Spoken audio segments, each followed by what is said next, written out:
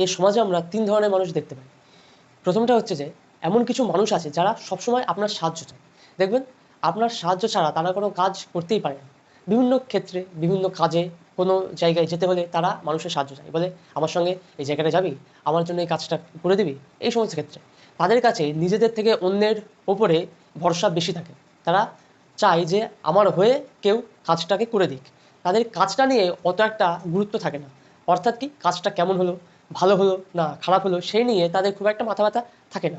তাদের আসল উদ্দেশ্য হচ্ছে আমার কাজটা হলো এবং সেটা হওয়া নিয়ে তাদের আসল চিন্তা। এবার আসি ২য় নম্বর মানুষ।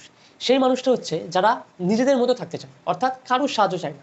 এরা অনুপম রায়ের "আমাকে আমার মতো থাকতে দাও" এই গানটাকেই অনুসরণ করে চলে তাদের জীবনে। তাদের কাছে যে কোনো সমস্যায় আসুক না কেন, যে কোনো ক্ষেত্রেই হোক, তারা সেটাকে সামলে নিতে পারবে একা একাই। তারা খুব প্রয়োজন না হলে কারোর সাহায্য চায় না। কেউ যদি নিজের থেকে তাদেরকে সাহায্য করতে আসে তাহলে সেটা আলাদা কথা, কিন্তু তারা কিন্তু কোনোভাবেই অন্যদেরকে বিরক্ত করে না। এবার আসি ৩ নম্বর লোক, যারা হচ্ছে সবচেয়ে ক্রিটিক্যাল, সবচেয়ে সমালোচনার মানুষ। তারা হচ্ছে যে তারা সাহায্য তো নেবে, কিন্তু তাদের মতো করে তাদেরকে সাহায্য করতে হবে। অর্থাৎ কোনো কাজ সেই ব্যক্তিটি করলে যেভাবে করতো, আপনি যদি সেই ব্যক্তিটির হয়ে সেই কাজটা করেন তাহলে সেই রকমই কাজ করতে হবে। যদি আপনি না করেন তাহলে তাদের গোসা হয়ে যাবে।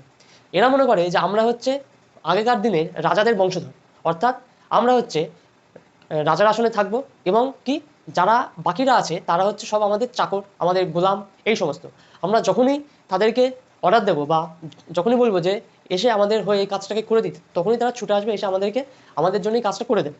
তারা এইটা মনে করে। এবং কাজে যদি ১৯-২০ হয় তাহলে কী হবে, তাদের মেজাজ সপ্তমে চলে যাবে। তারা বিভিন্ন রকম কথা, বিভিন্ন রকম উল্টোপাল্টা কথা এইগুলো তাদেরকে বলবে।